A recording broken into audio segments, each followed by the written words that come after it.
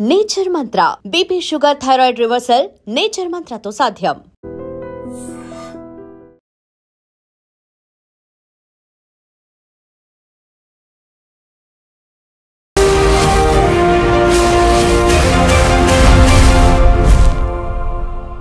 నమస్తే, welcome to I dream social spotlight with Kavitha. White collar terror ecosystem సరికొత్తగా దేశవ్యాప్తంగా ఇది మ్యాసివ్ గా స్ప్రెడ్ చేయడానికి యూనివర్సిటీలు, డాక్టర్లు, విద్యావేత్తలు అందరూ రెడీ అయిపోయారు అనేటువంటి వార్త ఇప్పుడు సంచలనం కలిగిస్తోంది. అందులోనూ కేంద్ర ఇంటెలిజెన్స్ విభాగం పట్టుకున్నటువంటి 4 డాక్టర్లు చెప్తోంది ఏంటి, సైంటిఫిక్ గా ఉండాల్సినటువంటి ఒక విషయాన్ని మారణ హోమం సృష్టించడానికని ఎందుకని వాడుకుంటున్నారు, వెనకాల ఎవరున్నారు, ప్రతిదాని వెనకాల జైషే మహమ్మద్ తో పాటుగా పాకిస్తాన్ కూడా ఉందా? మనతో పాటుగా ఉన్నారు సిబిఐ మాజీ జేడీ లక్ష్మీనారాయణ గారు. సార్ నమస్తే. నమస్తే కవిత. సార్, 4 డాక్టర్లని పట్టుకున్నారు. దాంతో పాటుగా వాళ్ళు వెలుగులోకి తీసుకొచ్చినటువంటి ఒక సంచలనమైనటువంటి విషయాలు, మాస్క్ చంపేయడానికి చూస్తున్నారు, ఆ టెక్నాలజీని ఉపయోగించుకుంటున్నారు, డాక్టర్లు టెర్రరిస్టులుగా మారుతున్నారు. వీటన్నిటిని చూస్తుంటే మనం ఎక్కడున్నాం సార్ అసలు? అంటే మీరు చూస్తే టెక్నాలజీ అన్నది మానవాళి యొక్క అభివృద్ధికి ఉపయోగించవచ్చు, మానవాళి యొక్క వినాశనానికి కూడా ఉపయోగించవచ్చు ఎక్కడ చూసినా కూడా. అదే మీరు ఆల్బర్ట్ ఐన్స్టీన్ గారు చేసిన థియరీ ఆఫ్ రిలేటివిటీని మనము శాంతియుత ప్రయోజనాలకి ఉపయోగించుకోవచ్చు. అదే న్యూక్లియర్ బాంబుని జపాన్ మీద వేసినట్టు విఘాతానికి కూడా మనం ఉపయోగించుకోవచ్చు. అంటే ఈ టెక్నాలజీ వెనకాల మనుషులు ఎవరున్నారన్నది దాని మీద ఆధారపడి ఉంటుంది. టెక్నాలజీని మంచి మనుషులు ఉపయోగిస్తే అది మానవాళి యొక్క ప్రోగ్రెస్ కి, వాళ్ళ యొక్క అభివృద్ధికి ఉపయోగం అవుతుంది. అదే టెక్నాలజీని దుర్మార్గులు, విపరీతమైన ఆలోచనలు ఉన్నవారు వాడితే అది మానవాళి వినాశనానికి ఉపయోగపడుతుందని మనం చూసాం. పురాణాల్లో కూడా రాక్షసుల దగ్గర కూడా శక్తులు ఉండేవి, వాళ్ళు సమాజ విఘాతానికి దాన్ని ఉపయోగించేవాళ్ళు. అదే దేవుళ్ళ దగ్గర శక్తులు ఉండేవి, అవి సమాజ అభివృద్ధికి, మానవాళి యొక్క అభివృద్ధికి ఉపయోగించేవాళ్ళు, ఆ రాక్షసుల్ని చంపడానికి ఉపయోగించేవాళ్ళు. సో సేమ్ పొజిషన్ ఇప్పుడు కూడా మనకు చూస్తున్నాం మనం. ముఖ్యంగా ఢిల్లీలో జరిగిన బ్లాస్ట్ వెనకాల జరిగిన ఇన్వెస్టిగేషన్ లోకి మీరు వెళితే మీరన్నట్టు 4 డాక్టర్లు, అందులో ముఖ్యంగా మనం 4 డాక్టర్లు, ఇంకొక డాక్టర్, ముఖ్యంగా మీరు మాట్లాడుతున్న డాక్టర్ వచ్చేసి గుజరాత్ లో అరెస్ట్ చేయబడ్డాడు. అతను వచ్చేసి బేసిక్ గా చైనాలో ఎంబీబీఎస్ చేసి, అంటే హైదరాబాద్ కు చెందిన వ్యక్తి, ఆ తర్వాత గుజరాత్ లో ప్రస్తుతం ఉంటూ అతను ఆముదపు గింజల నుంచి రెసిన్ అనే ఒక అత్యంత విషపూరితమైన ఒక పదార్థాన్ని తయారు చేసి దాన్ని పెద్ద పెద్ద చెరువుల్లో గాని, నదుల్లో గాని, ట్యాంకుల్లో గాని కలిపి మాస్ కిల్లింగ్స్ అన్నవి ఏదైనా దానికి ప్రయత్నించే ప్రయత్నంలో ఉండగా గుజరాత్ యాంటీ టెర్రరిజం స్క్వాడ్ వాళ్ళు అతన్ని ఒక టోల్ గేట్ దగ్గర పట్టుకోవడం జరిగింది. అతని దగ్గర నుంచి 2 పిస్టల్స్, తర్వాత ఒక 10 కేజీల క్యాన్ లో అతను 4 కేజీల ఈ క్యాస్టర్ ఆయిల్, ఆముదపు నూనెను తీసుకువెళ్తూ ఉంటే అతన్ని ఇంట్రాగేట్ చేసినప్పుడు అతని దగ్గర నుంచి జరిగిన విషయాలు ఏంటంటే ఈ విధంగా అతను ప్రయత్నిస్తున్నాడు అన్నది. సో ఇది ఒక డాక్టర్ యొక్క చరిత్ర. ఆ డాక్టర్ని పట్టుకున్న తర్వాత ఇంకొక 2 యూపీకి సంబంధించిన వాళ్ళని కూడా అరెస్ట్ చేయడం జరిగింది వాళ్ళ తర్వాత. సో ముఖ్యంగా అది కాకుండా మనం ఒకసారి వెనక్కి వెళితే కశ్మీర్లో జరిగిన సంఘటనలు ఏవైనా మీరు యాక్చువల్గా కశ్మీర్లో చూసుకుంటే 19వ తారీఖున శ్రీనగర్ యొక్క అవుట్స్కర్ట్స్ లో పోస్టర్స్ వెలిసాయి. పోస్టర్స్ అంటే మొన్న ఆపరేషన్ సింధూర్లో ఏదైతే జైషే మహమ్మద్ మీద భారతదేశం పెద్ద మొత్తం మీద వారికి విఘాతాన్ని కలిగించిందో, మౌలానా మసూద్ అజర్ యొక్క ఫ్యామిలీని అంతా కూడా అంతమొందించిందో, ఆ జైషే మహమ్మద్కు చెందిన పోస్టర్లు కొన్ని అక్కడ అపియర్ అయ్యాయి. సాధారణంగా ఈ పోస్టర్లు అన్నవి జమ్మూ అండ్ కాశ్మీర్ లో అప్పుడప్పుడు పెడుతుంటారు. కానీ ఈ జైషే మహమ్మద్ను ప్రోత్సహిస్తూ వాళ్లను మెచ్చుకుంటూ తర్వాత జమ్మూ అండ్ కాశ్మీర్ లో ఉన్న అధికారుల మీద మేము చర్యలు తీసుకుంటున్నామన్న పోస్టర్లు అక్కడ వెలిసాయి. సాధారణంగా ఇది పెద్దగా పట్టించుకోకపోవచ్చు, కానీ ముఖ్యంగా మన కర్నూలుకు ప్రాంతం చెందిన ఒక ఎస్ఎస్పి అక్కడ పోస్టింగ్ లో ఉన్నాడు. అతని పేరు జీవీకే సందీప్ చక్రవర్తి. ఆ అబ్బాయి ఇక్కడ ఎస్ఎస్పిగా పనిచేస్తున్నాడు, జేఎండ్కే cadre police officer, IPS officer. అతనికి ఇప్పుడే 6 సార్లు అతనికి గ్యాలంటరీ మెడల్స్ కూడా వచ్చింది. ఆ వ్యక్తి నా ప్రాంతంలో ఇటువంటి పోస్టర్లు కనిపించడం ఏంటి అన్నది దాని మీద తీవ్రంగా ఇన్వెస్టిగేషన్ చేయడం మొదలుపెట్టారు. అంటే ఎవరు అతికించారు ఈ పోస్టర్లు, దీని వెనకాల భాగోతం ఏంటి, ఆ తర్వాత సీసీటీవీ కెమెరాస్ వీటిలన్నింటినీ చేస్తే ఒక 3 ఓవర్ గ్రౌండ్ వర్కర్స్ ని అరెస్ట్ చేశారు. అంటే ఎవరైతే ఈ పోస్టర్లను అక్కడ పెట్టారో వాళ్ళని అరెస్ట్ చేశారు. వాళ్ళని అరెస్ట్ చేసిన తర్వాత మళ్ళా ఒక 8 రోజుల తర్వాత ఇంకొక 2 అరెస్ట్ చేశారు. వీళ్ళందరూ కూడా OGWs అంటారు వీళ్ళని. అంటే ఓవర్ గ్రౌండ్ వర్కర్స్, అంటే టెర్రరిస్ట్ గా పనిచేసే వాళ్ళు. అంటే మన ఫ్రంట్ ఆర్గనైజేషన్స్ లాగా, నక్సలైట్స్ తీసుకుంటే ఫ్రంట్ ఆర్గనైజేషన్స్ ఉంటాయి, ఆ విధంగా వీళ్ళు ఓవర్ గ్రౌండ్ వర్కర్స్. ఈ 5 ఇంట్రాగేట్ చేసిన తర్వాత ఏం చేశారంటే 6వ తారీఖున యూపీలోని సహరాన్పూర్ అనే ప్రాంతంలో ఒక డాక్టర్ని అరెస్ట్ చేశారు.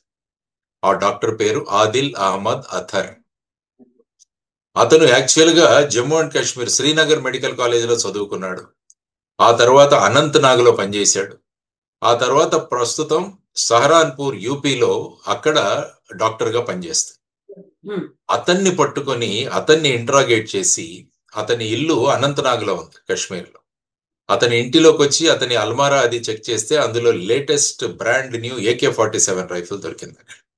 ఆ తర్వాత దానితో పాటు అమ్యునిషన్ దొరికింది. సో అతన్ని ఇంట్రాగేట్ చేసిన తర్వాత ఏమైందంటే జమ్మూ అండ్ కాశ్మీర్ పోలీసు వచ్చి హర్యానా పోలీసులతో కలిసి డాక్టర్ ముజమిల్ షకీల్ అనే డాక్టర్ని అరెస్ట్ చేయడం జరిగింది. ఈ డాక్టర్ ముజమిల్ షకీల్ అనే అతను కూడా కాశ్మీర్కు చెందిన వ్యక్తి. అతను ప్రస్తుతం ఫరీదాబాద్ లో ఉన్న కాలేజ్ అల్ఫలా కాలేజ్ ఏదైతే ఉందో మెడికల్ కాలేజ్, అక్కడ డాక్టర్ గా పనిచేస్తాడు. అతని ఇన్ఫర్మేషన్ తో ధుజ్ అనే ఒక విలేజ్ ఉంది ఫరీదాబాద్ లో, దానిలో రేడ్ చేస్తే అక్కడ సుమారుగా 2900 కిలోల ఎక్స్ప్లోజివ్ మెటీరియల్ దొరికింది. అందులో సుమారుగా 353 కిలోల అమోనియం నైట్రేట్. అమోనియం నైట్రేట్ అంటే అది మామూలుగా మనం ఎరువులుగా ఉపయోగిస్తుంటాం, రైతులు ఉపయోగిస్తుంటారు. యూరియా లాగానే నైట్రోజన్ ఫిక్సేషన్ కి ఈ అమోనియం నైట్రేట్ ఉపయోగిస్తుంటాం. ఆ అమోనియం నైట్రేట్ కూడా ఎక్స్ప్లోజివ్ గా మనం ఉపయోగించవచ్చు. దానిలో ఎక్స్ప్లోజివ్ ఆయిల్ తర్వాత డిటోనేషన్ చేయగలిగితే, సాధారణంగా ఈ అమోనియం నైట్రేట్ మీకు మైనింగ్ లో వాడుతుంటారు. ఆ తర్వాత రోడ్ లేయింగ్ అప్పుడు, మనం రోడ్లు వేస్తున్నప్పుడు వాడతారు. ఆ తర్వాత ఇన్ఫ్రాస్ట్రక్చర్ ప్రాజెక్ట్స్ చేస్తున్నప్పుడు పెద్ద పెద్ద రాళ్లను వాటిలను బ్లాస్ట్ చేయడానికి దీన్ని ఉపయోగిస్తుంటారు. సో ఈ విధమైన అమోనియం నైట్రేట్ ఇంత పెద్ద క్వాంటిటీలో అక్కడ దొరకడం జరిగింది. ఆ తర్వాత ఏమైందంటే మళ్ళా ఇంకొక డాక్టర్ని, ఉమర్ నబీ అన్న డాక్టర్ మీద వీళ్లకు డౌట్ ఉంది. ఆ ఉమర్ నబీ అనే డాక్టర్ ఏదైతే ఈ అల్ఫలా అతను అక్కడే పనిచేస్తాడు సేమ్, కానీ వీళ్లను పట్టుకున్నారని తెలియగానే ఆ 2 డాక్టర్ల అథర్ తర్వాత ముజమ్మిల్ వీళ్ళిద్దరూ అరెస్ట్ అయ్యారు. దాంతో ఇతను ఏం చేశాడంటే ఒక I-20 కారులో కొంత ఎక్స్ప్లోజివ్ తీసుకొని అక్కడి నుంచి తప్పించుకొని అతను 10వ తారీఖు ఉదయం ఢిల్లీ అవుట్స్కట్స్ లో చేరుకున్నాడు. మధ్యాహ్నం 3:30కి రెడ్ ఫోర్ట్ పార్కింగ్ లో వెహికల్ పెట్టాడు. ఆ తర్వాత అక్కడ ఏం చేశాడో ఎగ్జాక్ట్ గా మనకు తెలియదు, కానీ మళ్ళా అరౌండ్ 6:30కి అక్కడ పార్కింగ్ నుంచి బయటకు వచ్చి 6:50కి సాయంత్రం రెడ్ ఫోర్ట్ మెట్రో స్టేషన్ ఎక్కడైతే ఉందో దాని గేట్ నెంబర్ 1 దగ్గరికి రాగానే అక్కడ బ్లాస్టింగ్ అయ్యి ఈ ఉమర్ నబీ అనే వ్యక్తి ఆ బ్లాస్ట్ లో చనిపోయాడు. ఈ బ్లాస్టింగ్ యొక్క ప్రభావం వల్ల ఏమైందంటే ఆ చుట్టుపక్కల ఉన్న వెహికల్స్ కూడా అయ్యి, తర్వాత ఈ మెటీరియల్ ఏదైతే ఉందో అంటే ఈ కార్ యొక్క గ్లాస్ పీసెస్ కావచ్చు, ఇవన్నీ వీటి వల్ల సుమారుగా అక్కడ ఒక 8 మంది చనిపోవడం జరిగింది. ఇది అక్కడ జరిగిన విషయం. సో ఈ విధంగా 2 డాక్టర్లను అరెస్టు, 3వ డాక్టర్ ఈ విధంగా వెళ్ళిపోవడం జరిగింది. ఆ తర్వాత మీరు చూసుకుంటే లక్నో దగ్గర ఇంకొక డాక్టర్ని అరెస్ట్ చేయడం జరిగింది. ఆవిడ పేరు Shamim Shahid.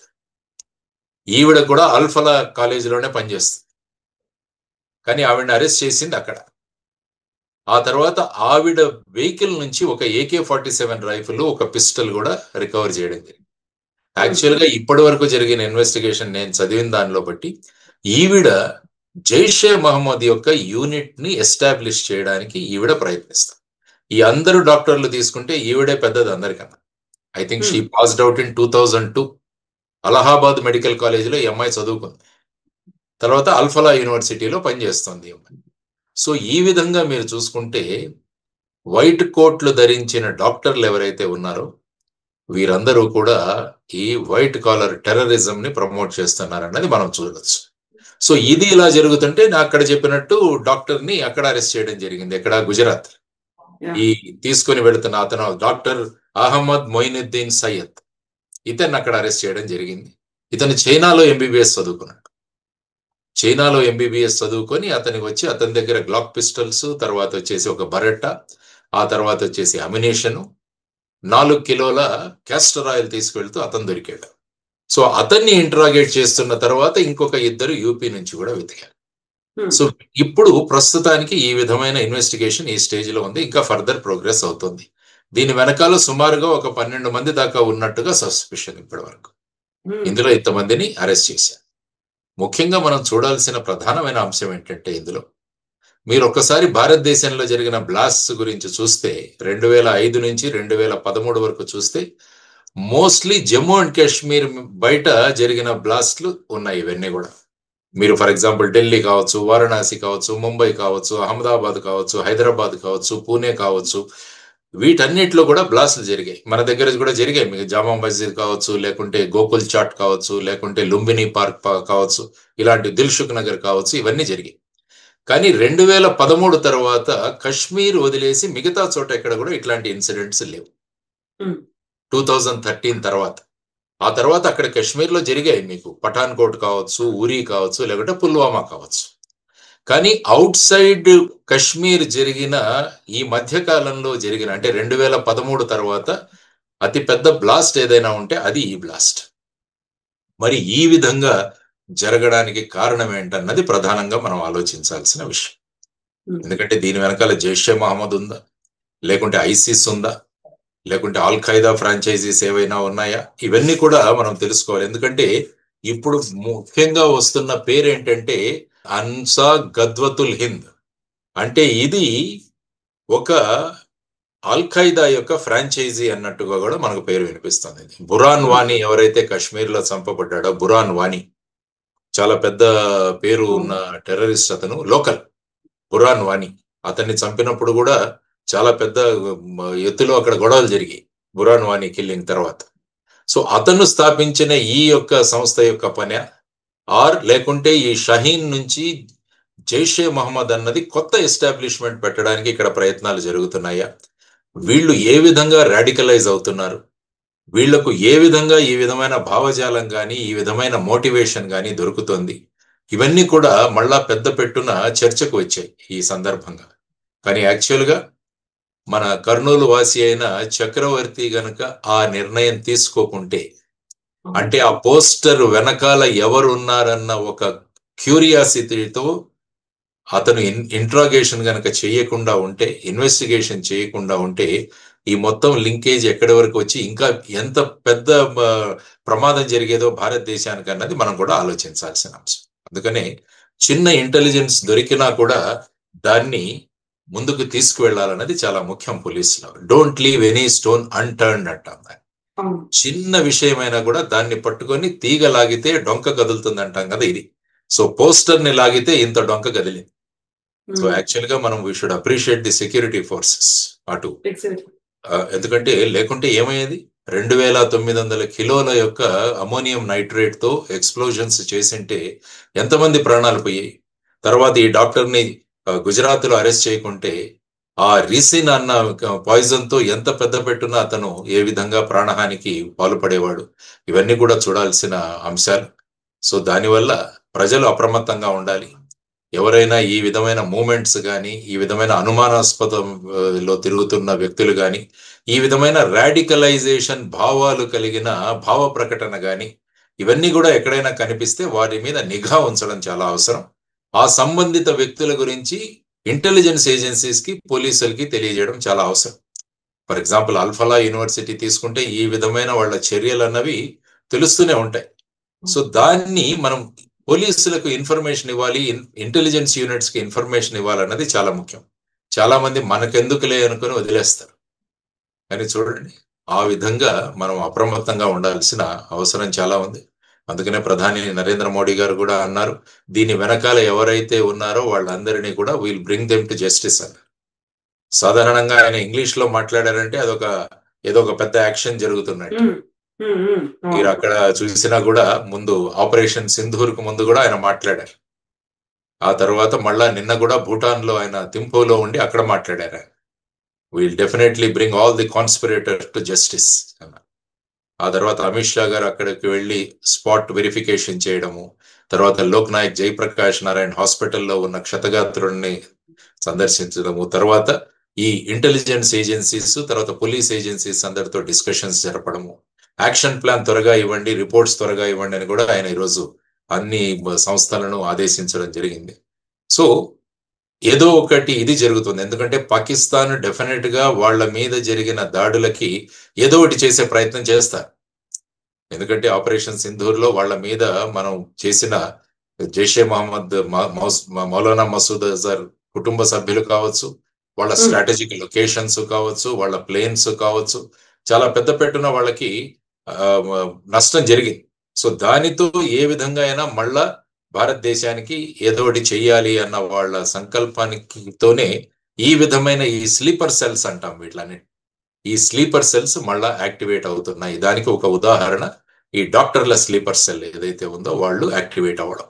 So we have to be extremely careful అన్నది నా ఇనిషియల్ దీంట్లో అనాలిసిస్ లో మీకు చెప్తాను. సార్, ఇప్పుడు పహల్గామ్ లో కూడా అక్కడ జరిగిన అటాక్ కూడా వాళ్ళ పేరు అడిగారు, మతం అడిగారు, ఆ తర్వాతే కాల్చి చంపారు అనేది. ఇప్పుడు కూడా పట్టుకున్నటువంటి ఈ డాక్టర్ రెసిన్ ని తయారు చేస్తున్నాడు. ఆయన కూడా టెంపుల్స్ లో కూడా దాన్ని స్ప్రెడ్ చేయాలి, తీర్థ రూపంలో ఇవ్వాలి అనేటువంటి ప్లాన్ ఉంది. అంటే కేవలం ఒక మతాన్ని టార్గెట్ చేసుకుంటున్నారు. ఒక ఇండియన్స్ నో, లేకపోతే ఇక్కడ ఉన్నటువంటి లోకల్ గా ఉండేటువంటి పబ్లిక్ నో, వాళ్ళని కాదు, టార్గెటెడ్ గా అటాక్స్ చేయాలి అనేటువంటి ఒక భావన ఉంది అనేది ఉంది సార్.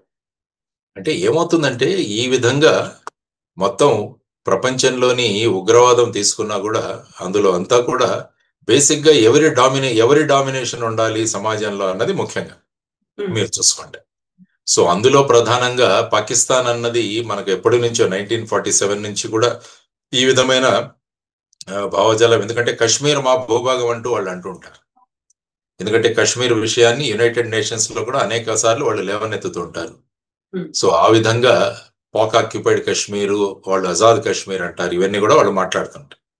తర్వాత ఏంటంటే పాకిస్తాన్ యొక్క ఆర్థిక స్థితి చాలా అధ్వానంగా ఉంది. సో అక్కడి ప్రజలను వాళ్ళ వైపున ఉంచుకోవాలంటే భారతదేశం మీద ఏదైనా చేస్తే అక్కడ ప్రజలు మాతో ఉంటారు అన్నది వాళ్ళ అభిప్రాయం. అందువల్ల వాళ్ళు గవర్నెన్స్ లోను అడ్మినిస్ట్రేషన్ లోను ఫెయిల్ అవుతున్నప్పుడు ఎప్పుడు కూడా భారతదేశం మీద ఈ విధమైన అటాక్స్ చేసి అక్కడ ప్రజల యొక్క సపోర్ట్ ను తీసుకోవడానికి వాళ్ళు ప్రయత్నిస్తుంటారు. కానీ మనం చూసాం పాక్ ఆక్యుపైడ్ కాశ్మీర్లో కూడా విపరీతంగా ప్రజలు గవర్నమెంట్ కి అగేన్స్ట్ గా ఉన్నారు.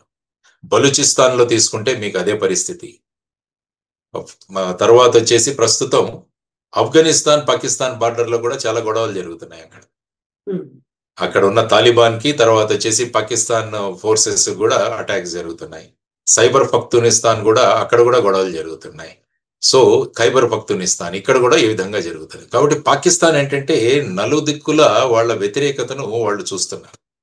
సో ఇటువంటి సమయంలో భారతదేశానికి ఏదైనా చేయాలి అన్నది ఒకటైతే, కొంతమంది అంటే అందరినీ మనం ఎప్పుడు కూడా మనం దోషం చేయకూడదు. కొంతమంది ఈ విధంగా అంతకుముందు చూస్తే మీకు ఐసిస్ లో జాయిన్ అవ్వాలని చెప్పి చాలా మంది సిరియాకు వెళ్ళిపోయారు. అప్పుడు మీరు చూశారు, మహారాష్ట్రలో కళ్యాణ్ నుంచి 3 ఇంజనీర్లు వెళ్ళిపోయారు. అక్కడి నుంచి చాలా మంది వెళ్ళి ఐసిస్ లో వెళ్ళి జాయిన్ అయ్యారు. అప్పుడు కూడా మనం చూసాం. సో ఆ విధంగా ఒక రకమైన బ్రెయిన్ వాషింగ్ అంటాం దీన్నే భాషలో రాడికలైజేషన్ అంట. రాడికలైజేషన్ అన్నది చాలా ప్రాంతాల్లో జరుగుతుంటుంది. సో ఈ రాడికలైజేషన్ ని మనం ఆపగలగాలి. ఎందుకంటే ఈ విధంగా హైలీ సోఫిస్టికేటెడ్ పీపుల్, అంటే ఇప్పుడు ముఖ్యంగా దీని గురించి మాట్లాడాలంటే ఇంతవరకు చాలా మంది టెర్రరిస్ట్ కి వెళ్ళిన వాళ్ళు ఇంజనీరింగ్ బ్యాక్గ్రౌండ్ ఉన్న వాళ్ళు వెళ్ళారు చాలా మంది. ఫస్ట్ టైం డాక్టర్స్ ఇంతమంది కలిసి ఈ విధంగా చేయడం అన్నది నిజంగా అందరినీ ఆశ్చర్యచకితులను చేసింది. అంటే వైట్ కోట్లు వేసుకోవాల్సిన వాళ్ళు ఈ విధంగా వైట్ కోట్ టెర్రరిజాన్ని ఈ విధంగా ప్రమోట్ చేయడం, వైట్ కాలర్ టెర్రరిజాన్ని ప్రమోట్ చేయడం అన్నది చాలా దురదృష్టకరం, చాలా ప్రమాదకరం కూడా. ఎందుకంటే వీళ్ళంతా కూడా హైలీ ఇంటలెక్చువల్ పీపుల్ అనుకుంటుంటాం.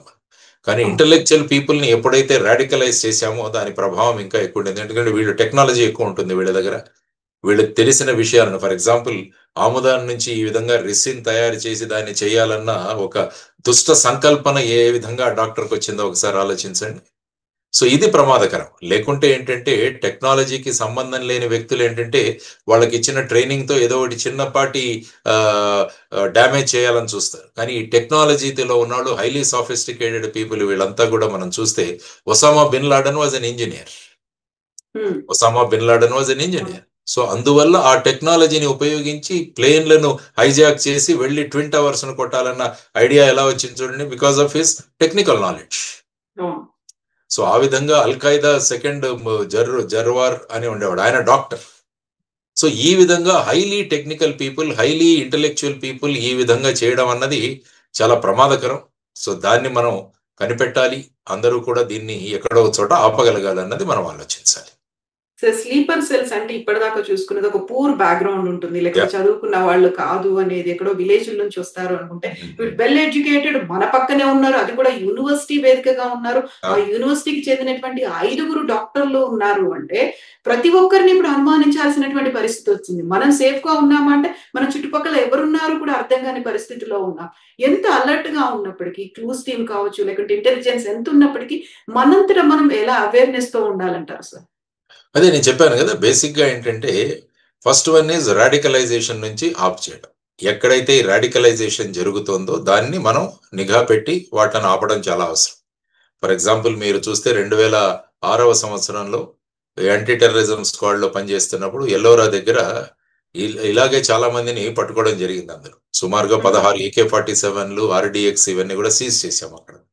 అక్కడ చూస్తే అక్కడ పనిచేస్తున్న వాళ్ళందరూ కూడా చిన్న చిన్న ఎలక్ట్రీషియన్స్, లేకుంటే చిన్న మేస్త్రి పని చేసేవాళ్ళు, తాపీ పని చేసేవాళ్ళు, చిన్న చిన్న పళ్ళ దుకాణంలో పనిచేసేవాళ్ళు, ఫ్రూట్ వెండర్స్, వీరుండేవాళ్ళు బేసిక్. కానీ ప్రస్తుతం మీరు అన్నట్టు ఇప్పుడు చూస్తే వీళ్ళు హైలీ సాఫిస్టికేటెడ్ పీపుల్. అంటే మంచి మంచి మెరిట్ లో వచ్చి గవర్నమెంట్ మెడికల్ కాలేజీలో చదువుకుంటున్న డాక్టర్స్ వీళ్ళు. అలహాబాద్ మెడికల్ కాలేజీలో చదువుకున్నవాడు, ఇంకొక వ్యక్తి చైనాకు వెళ్ళి చదువుకున్నాడు. సో ఈ విధంగా చూస్తే వీరందరూ కూడా ఏ విధంగా ఇటువంటి రాడికలైజేషన్ లేకుంటే బ్రెయిన్ వాషింగ్ కు గురి అవుతున్నారు, వాళ్ళలో ఉన్న ఈ విధమైన మోటివేషన్ ఏంటి, వీళ్ళను ఈ విధంగా ప్రవృత్తం చేయడం ఏంటి. తర్వాత ఏంటంటే ముఖ్యంగా వీళ్ళందరూ యావరేజ్ ఏజ్ చూసుకుంటే 23-24. సో వీళ్ళందరూ కూడా బ్రావడో, ఏదో ఒకటి చెయ్యాలి అన్నది కూడా యూత్ లో ముఖ్యంగా ఉంటది. ఎందుకంటే కన్స్ట్రక్టివ్ కన్నా డిస్ట్రక్టివ్ చేయడం చాలా సులభం. తర్వాత ఏంటంటే ఈ వెబ్సైట్స్ కానీ ఈ ఇంటర్నెట్లో కానీ మీకు ఏం కావాలంటే అది దొరకడం, ఇది కూడా చాలా ప్రమాదకరం. తర్వాత ఇప్పుడు వచ్చేసి ముఖ్యంగా ఆర్టిఫిషియల్ ఇంటెలిజెన్స్, చాట్ జీపీటీ కావచ్చు, జెమినై కావచ్చు, వీటన్నిటిలో కూడా మనం ఏం అడిగితే అది దాన్ని, ఎందుకంటే అది ప్రాణం లేని టెక్నాలజీ. సో మీరు ఏది అడిగితే అది ఇస్తుంది. అది ఎందుకు ఉపయోగపడుతుందని it is none of its concern. So ఈ విధంగా ఈ టెక్నాలజీని ఉపయోగించుకుంటే ఇటువంటి వాళ్ళ వల్ల ఇంకా పెద్ద ప్రమాదం ఉంది. సో మీరు అన్నట్టు అందరినీ అనుమానించాల్సిన అవసరం లేదు. కానీ ఇటువంటి భావజాలం ఉన్నవాళ్ళు, ఇటువంటి ఆలోచన విధానం ఉన్నవాళ్ళు, ఇటువంటి వ్యక్తుల యొక్క సమాజంలో వాళ్ళు మసలుతున్న విధానం, వాళ్ళు మాట్లాడే విధానం, వీటన్నిటి మీద అందరూ కూడా జాగ్రత్తగా గురి పెట్టాల్సిన అవసరం ఉంది. ఇటువంటి ప్రవృత్తి గల వాళ్ళు ఎక్కడైనా కనిపిస్తే నేను ఇంతకుముందు చెప్పినట్టు పోలీసులకు కానీ ఇంటెలిజెన్స్ ఏజెన్సీస్ కానీ వెంటనే ఇన్ఫార్మ్ చేయడం అన్నది చాలా అవసరము. రద్దీగా ఉన్న ప్రదేశాల్లో కూడా చాలా జాగ్రత్తగా ఉండాల్సిన అవసరం ఉంది. అందుకని ఇప్పుడు రైల్వే స్టేషన్లు, ఎయిర్పోర్ట్స్, వీటన్నిటి కూడా చెక్కింగ్స్ అవన్నీ కూడా చాలా ఇదిగా జరుగుతున్నాయి. సాధారణంగా ఏంటంటే ఒక ఇన్సిడెంట్ జరిగిన తర్వాత కొన్ని రోజులు జరుగుతాయి, తర్వాత మళ్ళా మామూలుగా యథాస్థితికి వచ్చేస్తాం మనం. కానీ ఇటువంటి స్లీపర్ సెల్ కి వాళ్లకు స్లీప్ లేకుండా చేయాలంటే మనం అందరూ స్లీప్ లెస్ గా మనం ఉండాలి. సో స్లీపర్ సెల్స్ ని వాళ్ళు పడుకున్న వాళ్ళని మనం పడుకొనిస్తే వాళ్ళు ఎప్పుడో ఒకప్పుడు మేల్కొంటారు. కాబట్టి మనం మెలకువగా ఉండి ఈ స్లీపర్ సెల్స్ ని ఎక్స్పోజ్ చేయాల్సిన అవసరం చాలా ఉంది. ఇది నేను అనుకోవడం. Thank you so much, sir. Thank you, sir. And for more videos, please subscribe to iDream. Please subscribe to iDream. Please subscribe iDream. And please subscribe to iDream. For more videos, subscribe to iDream. please like, share and subscribe to the channel. Congratulations, iDream. Subscribe to iDream. Subscribe to iDream. So subscribe to iDream Media. iDream ki iDream team andarki huge congratulations. Please subscribe iDream Media. Please subscribe to iDream. Subscribe iDream. Please subscribe to iDream. I dream అంటే నా కళల channel subscribe చేసుకున్న నోరు తిరుగుతలేదు మీరైతే గంట గుర్తు కొట్టండి. For more such videos, please subscribe to iDream. Subscribe to iDream. Please subscribe to iDream. Please subscribe iDream Media. Please do subscribe to iDream. Please subscribe to iDream Media. For best entertainment and information, please subscribe iDream. And don't forget to subscribe to iDream.